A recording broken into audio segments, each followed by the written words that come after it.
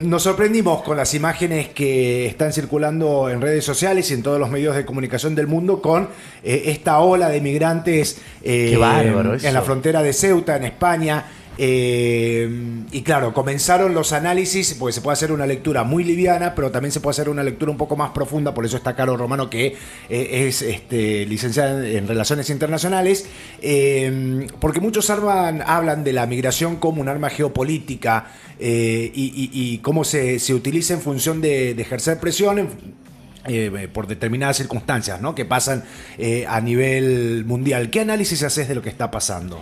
Bueno, estamos en una situación que en algún contexto, de acuerdo a este shock de las imágenes que hemos podido observar estos días, es una situación que demuestra que el sistema internacional tiene una incapacidad para ordenar los flujos migratorios en estas zonas en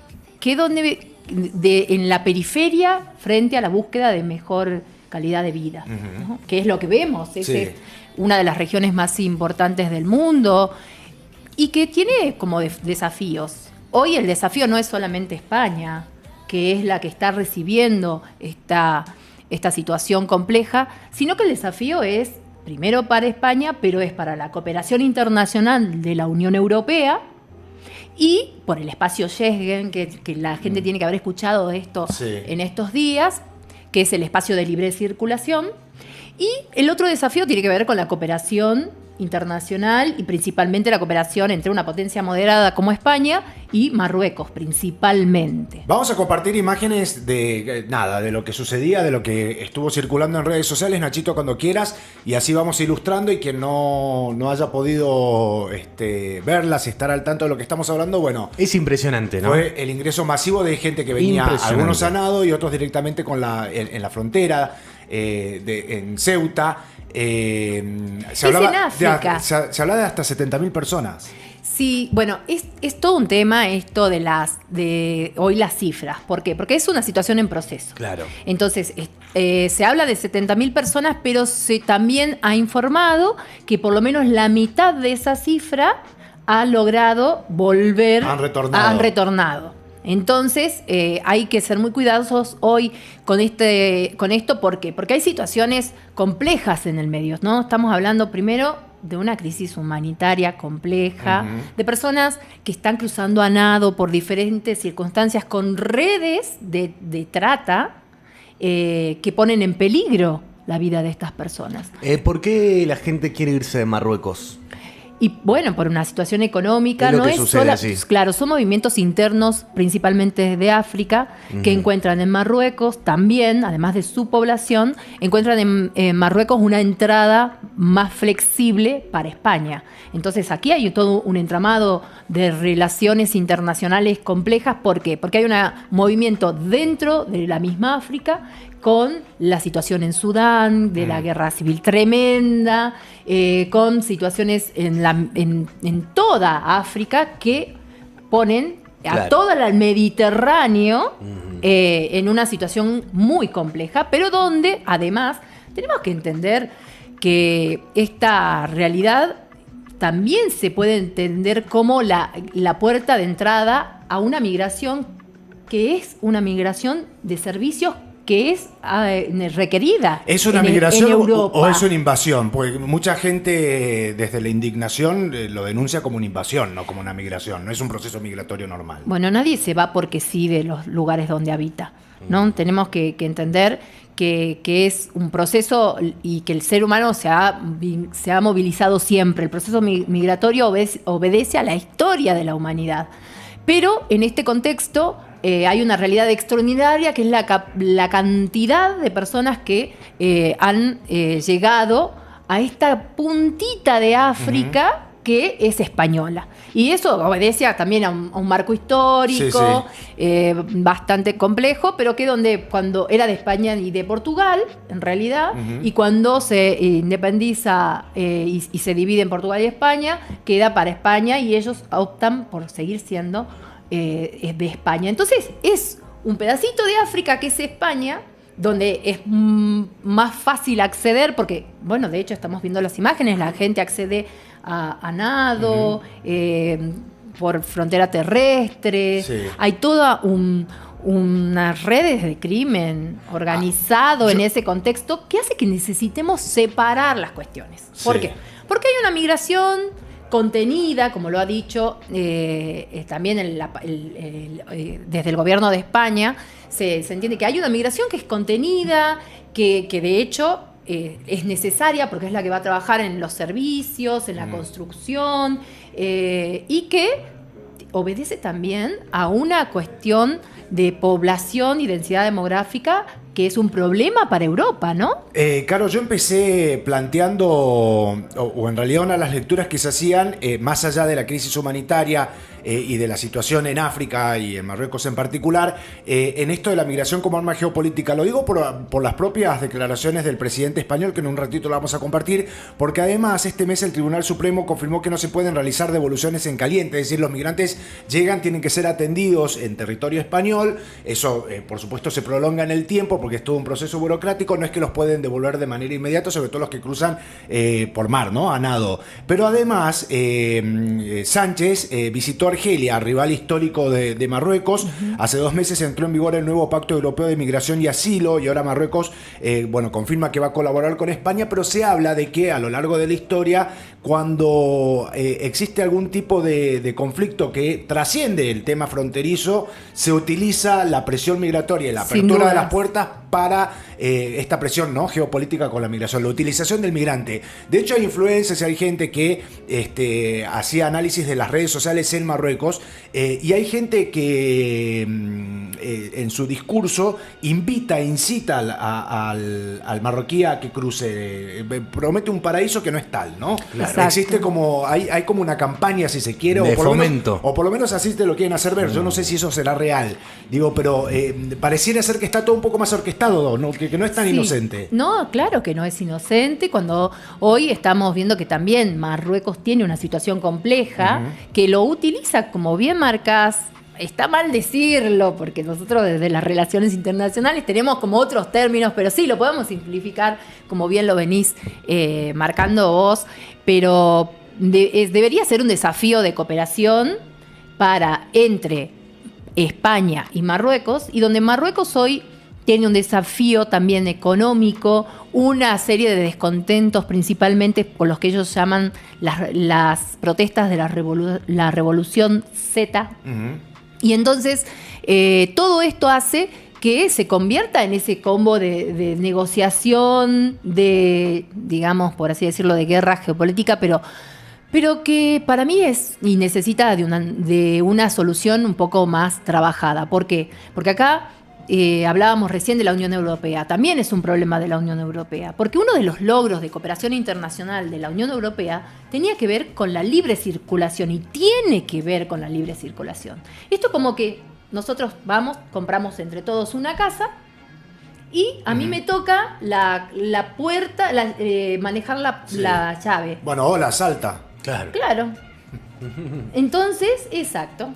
Lo que pasa que ese ingreso hace que en el contexto de la cooperación europea tenga más responsabilidad, por así decir. En realidad deberían tener todos la misma responsabilidad. Sí. Ahora se aprobó en junio de este año una nueva reglamentación para poder fortalecer este espacio, en donde, por supuesto, todo España, Portugal, Grecia y Francia, como también Italia, dicen que, bueno, que ellos necesitan más apoyo de la Unión Europea porque son esa llave o ese país de ingreso para que después todo el mundo pueda circular. Y esto es el desafío, ¿por qué? Porque estamos en un contexto en donde las derechas radicalizadas están usando o relacionando esta libre circulación y estos avances de la misma Unión para plantearlo como desafíos de seguridad. Y no todo el migrante, y acá comenzamos con complejo prejuicio, no todo el migrante va a delinquir. Las migraciones tienen una necesidad que era la que decíamos recién, y entonces necesitan de mecanismos. Bueno, pero este ingreso masivo ha dejado de manifiesto, y de hecho veías algunos reportajes en donde, lo tengo acá, que después si querés lo compartimos, un tipo que había sido, le habían quitado la ciudadanía española y también creo que tenía holandesa, no sé de dónde, porque tenía un proceso de penal de 5 años, lo habían deportado y ahora había vuelto a ingresar y estaba exigiendo que el sistema de salud lo atiende de manera inmediata, pues saltando la valla, se había cortado, lastimado la muñeca. Y claro, vos ves los comentarios de la gente que está hace 2 años esperando atención sanitaria, el español, la gente de Ceuta, que ponía, vete a la cola, bonito, estamos todos esperando. Claro. ¿no? Era Claro, un poco, claro. Sí, un poco sí. eso. Y me trajo a colación esto que decíamos, que somos quienes tenemos la llave, y en Salta nos pasa un poco lo mismo, con lo que pasa también con la salud pública aquí en Argentina, y lo que ha definido el gobernador Gustavo Sanz también. Digo, ¿no? El cobro de la salud de extranjeros, son problemas absolutamente transversales en todo el mundo. Exacto, y que necesitan de mecanismos de cooperación que trabajen para dar soluciones humanitarias y obviamente conforme a derecho, y que tenga, y obviamente no es en esto el mecanismo tiene que ver con poder dar una atención, porque no se puede poner en confrontación en este estado del mundo. Hoy, en lo que hemos evolucionado, no se puede poner en confrontación si elijo los derechos humanos o la seguridad. No, tenemos que trabajar incorporando todas las dimensiones, porque estamos hablando de humanos, de personas. De hecho, de personas que están muriendo también, porque hay una cifra de personas que no ha podido llegar. sí, tremendo. Y entonces estos mecanismos tienen y necesitan de esta visión integral para poder dar una respuesta. De hecho, la discusión histórica en Europa, que seguramente vos, y seguramente no, Caro la tiene hiperincorporada, la discusión constante en cuanto a la integración del migrante. Digo, vos, si no ponés a disposición mecanismos para la integración plena del migrante, que además empieza a aportar, que pague sus impuestos, que contribuya a la economía. Que fortalece una economía envejecida. Envejecida, que eso decían, claro, no hay jóvenes, ¿no? En Europa cada vez hay menos jóvenes, entonces mano de obra trabajadora y toda la historia favorece al desarrollo del crecimiento. De lo contrario, y bueno, sí, el nicho, el gueto, ¿no? Y los problemas de convivencia. Vamos a compartir con ustedes lo que decía la Junta de Portavoces de Ceuta, ¿no? Ceuta, recordemos, es esa puntita de África, pero que es española. Yo estuve ahí, y fui para Marruecos, pasé. Vos tenés, para el que se hagan una idea, en la frontera terrestre tenés todo vallado y las rejas y toda la historia, una infraestructura española armada muy a tipo Unión Europea. Pasás ese control y tenés el control marroquí, con una diferencia atroz, claro, en cuanto a todo. Con la diferencia que planteó el modelo de desarrollo del mundo. Atroz. Entonces, en la que la ironía de la historia, porque podemos decir que es una ironía o una vuelta de la historia, hace que esa Europa que vino a diferentes lugares del mundo con sus políticas, con su colonización, hoy reciba también de los otros lugares del mundo esta migración. Con la misma moneda Lo digo. pagué infeliz. Lo dejo para el análisis. La invasión silenciosa, No. que le dicen que hace años que vino ocurriendo, ahora no tan silenciosa. Así pedía ayuda, si se quiere, la Junta de Portavoces de Ceuta. Mirá. A ver. Dice así: la Junta de Portavoces, en reunión extraordinaria y urgente, celebrada en el día de hoy, 30 de julio de 2026, atendido el salto cualitativo que se ha producido en la persistente entrada masiva de migrantes en nuestra ciudad, agravado en las últimas horas por la entrada a pie, sorteando el espigón del Tarajal y de manera igualmente masiva, considera urgente e inaplazable la adopción por parte del Gobierno de la Nación de las siguientes medidas. 1. La declaración de emergencia nacional al amparo de lo previsto en la normativa sobre seguridad nacional. 2. El refuerzo de los cuerpos y fuerzas de seguridad del Estado y el despliegue del Ejército para garantizar la inviolabilidad de la frontera y la seguridad ciudadana. 3. El cierre de la mencionada frontera. Al mismo tiempo, queremos transmitir al conjunto de la ciudadanía serenidad y calma. No es la primera vez que Ceuta se ve en una situación límite como la actual, pero como en las anteriores. Así se manifestaban entonces de este consejo en Ceuta con esas demandas. La realidad es que vos veías las imágenes y había muy poca presencia de las fuerzas de seguridad, y cuando llega el ejército sin acción. Una tensa calma, por lo menos en lo que tenía que ver con los migrantes que estaban en Ceuta, y sí una creciente preocupación del ciudadano de Ceuta, ¿no? Por supuesto, porque, bueno, es un shock, como les decía, que va a necesitar ahora de un trabajo que se va a ir desarrollando. Se va a desarrollar, y de hecho esto que se está trabajando y negociando con Marruecos para que vuelvan a ingresar las personas que han podido no han podido superar el proceso, las personas que han recibido esta atención también. Ahora, claro, ¿qué pasa si se demuestra de que desde el gobierno marroquí se utiliza la migración y esta presión geopolítica como moneda de extorsión, ¿no? Como una herramienta más de presión geopolítica en función de un montón de temas? Bueno, en función de que también... Sería tremendo, es tráfico de personas, pero institucionalizado, digo.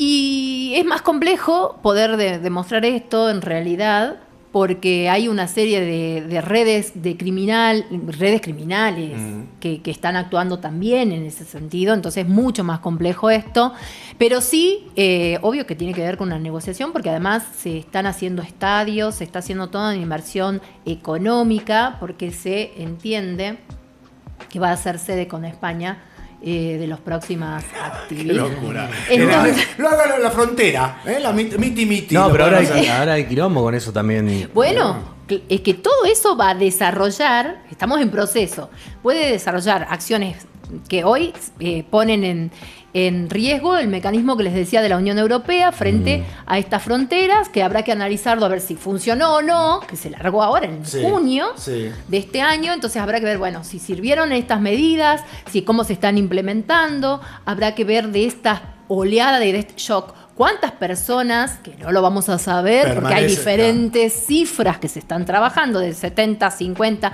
decían que desde las 50 la mitad ya había sido devuelta, que están trabajando en conjunto, pero hay un punto estratégico que tiene que ver con cómo el desafío de la Unión Europea frente a esta externalización de sus fronteras, porque al final están dejando a los países africanos, o imponiéndole a los países africanos, que ellos manejen la frontera de la Unión Europea. Claro. Y esto, claro que es un arma, y que necesitará entonces de la negociación y de los mecanismos para que se pueda actuar en consecuencia. Pedro Sánchez decía que hay mafias. El presidente de España habló, y además en un año que más allá de toda la coyuntura geopolítica, particularmente en España es un año muy particular. Hay también una polarización, como aquí en Argentina, de izquierda y derecha muy marcada. Bueno, se refirió así el presidente español. Mirá.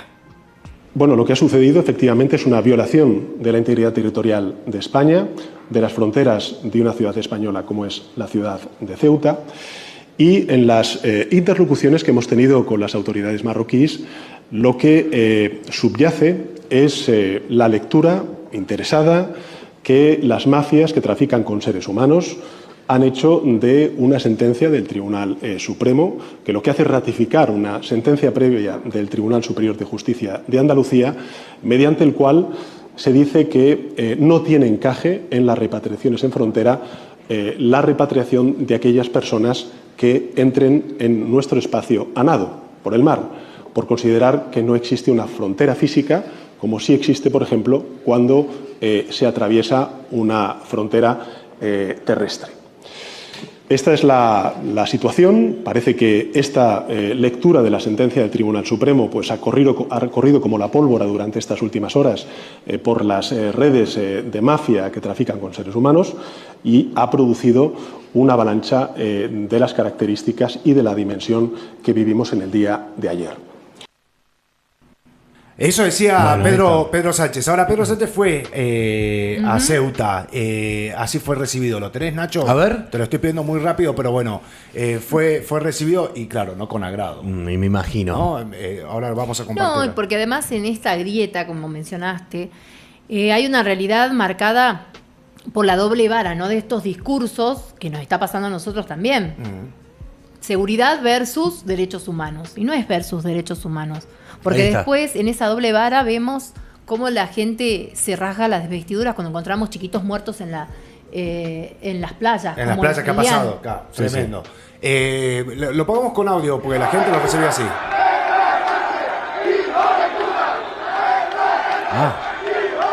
Amablemente clarito. lo recibieron, sí. Una intensidad que no se vio en ningún partido en el Mundial, ¿no? Tal cual. Realmente enojada. Sí. Sí, pero es comprensible porque imagínense que esta ola, este shock, satura todos los servicios. Bueno, había una disponibles. señora ahí en Ceuta que tiene panadería, dice, no puedo trabajar. Claro. Porque incluso aunque quisiese darle pan a todo el mundo, no alcanza. No tienen tengo. capacidad de respuesta por este shock que están viviendo.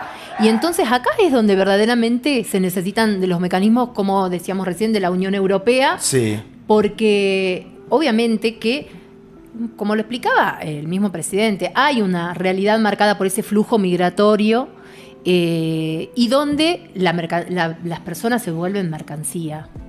Y no podemos hablar de eso en este momento cuando seguimos normalizando el asedio en Palestina, la situación de vulnerabilidad que el humanismo nos interpela. Más allá de esto, en realidad el desafío tiene que ver con entender que hay una necesidad de estos países periféricos urgentes en materia de asistencia humanitaria, que habrá que equilibrarlo. Y ver la manera, claro, y ver la manera de dar respuestas. Es que va a seguir sucediendo. Ya ha pasado, y ha pasado en Francia, y ha pasado con Rumanía también cuando no era parte de la Unión Europea, y ha pasado con... donde además no nos podemos olvidar que hay información oficial. Y la información oficial que he venido chequeando en estos días tiene que ver con que desde el 2021 no se producía una de estas olas tan complejas, que se había regularizado y se trabajó en los últimos 4 años de forma muy importante esta migración registrada con mecanismos que iban siendo articulados con la Unión Europea, pero que nuevamente estas fracturas que vemos en este mundo en tensión hace que estos logros que tienen que ver con las cuestiones jurídicas, con cuestiones humanitarias, venía teniendo un balance. Claro. Entonces, que sí, esta situación de shock va a generar problemas, y lo vamos a ver, pero también necesita de respuestas innovadoras que contemplen todo el proceso histórico de estos países, de estas personas que van a buscar una mejor calidad de vida, y que realmente era el desafío del desarrollo. O sea, cuando todos creíamos, ¿no?, que en este orden liberal planteado por las organizaciones internacionales, con la creación de la ONU, con todos espacios que querían entender al mundo, y pensábamos en los objetivos del milenio y después de los objetivos del desarrollo, bueno, todo este cambio que se dio en el mundo con estas derechas radicalizadas que tratan de desvirtuar el desarrollo o poner el desarrollo en función de, ¿en qué? En función de la seguridad, del bienestar, de manipular acciones, como vemos estos discursos de violencia y de odio. No, nos van a seguir generando esto. Pasa Caos. que, bien lo decía Caro, ¿no? Este tema de poner el pie en la cooperación internacional, en asumir, ¿no?, responsabilidades en lo que tiene que ver con el bienestar y con situaciones que de verdad son muy complicadas, pero también evitar, y quiero darles esa lectura, evitar situaciones. Ahora les voy a mostrar lo que hablamos esto del sistema de salud, la demanda de este hombre que tras haber sido expulsado, le habían quitado la ciudadanía porque estaba involucrado en una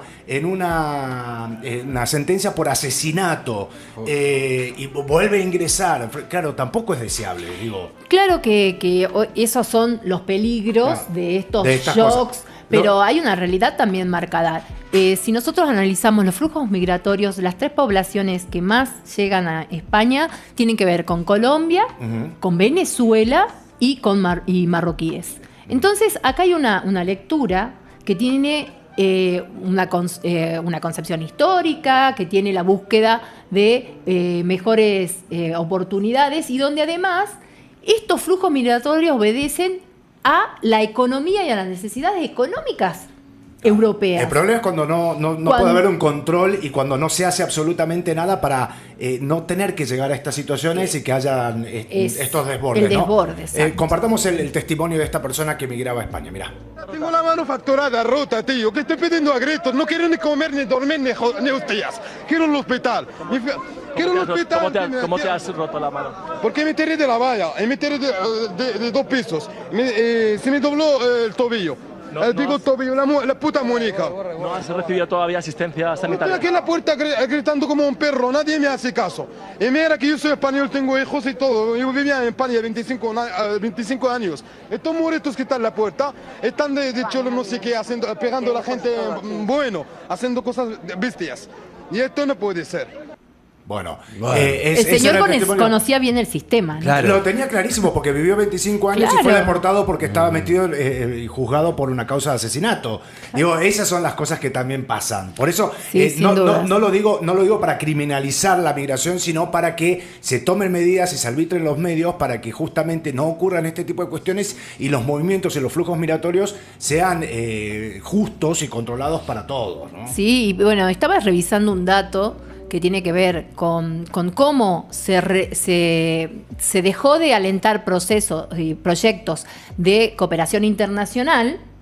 Y esto, bueno, lo tengo que seguir chequeando porque fue algo como que desde ayer estuve tratando de estudiarlo, pero esto tiene una relación con esa quita de procesos de cooperación y con los avances que a partir de la pandemia. Ya había informes de la misma CEPAL, que eran todos negativos, de las mismas Naciones Unidas, del Programa de Naciones Unidas para el Desarrollo, en que corrían peligro todos los avances que se habían logrado en materia de desarrollo y en función de los objetivos de la Agenda 2030. Y si nosotros entendemos esto y entendemos, por ejemplo, que en nuestro país esto quedó totalmente descartado, como en otros países que han ido cambiando de gobiernos, como los donantes que se corrieron en materia de cooperación y de estos proyectos, también entendemos que haber terminado proyectos o haber dejado de impulsar la cooperación al desarrollo tiene las consecuencias que estamos viendo. Ahora, qué loco que nos tilden de racistas. Bueno. Digo, cuando ves la frontera de Estados Unidos con México, cuando ves la frontera de España con Marruecos, cuando ves, ¿no? Digo, el ICE. Un país como Argentina que ha abrazado a todo tipo de inmigración europea principalmente en un momento y latinoamericana en este contexto actual en donde... Que lo dice nuestro propio preámbulo. Hemos abrazado a los venezolanos pasando situaciones muy Tal duras, cual. hemos abrazado Sí, a peruanos, a colombianos, a bolivianos. Digo, tildarnos de racista y bueno, viste, las cosas caen por su propio peso. Exactamente. Pero la ironía de la historia. La ironía de la historia. Carito, agradecerte un Gracias, montón. De Caro. verdad, súper interesante. Gracias a ustedes por tenerme en cuenta y bueno,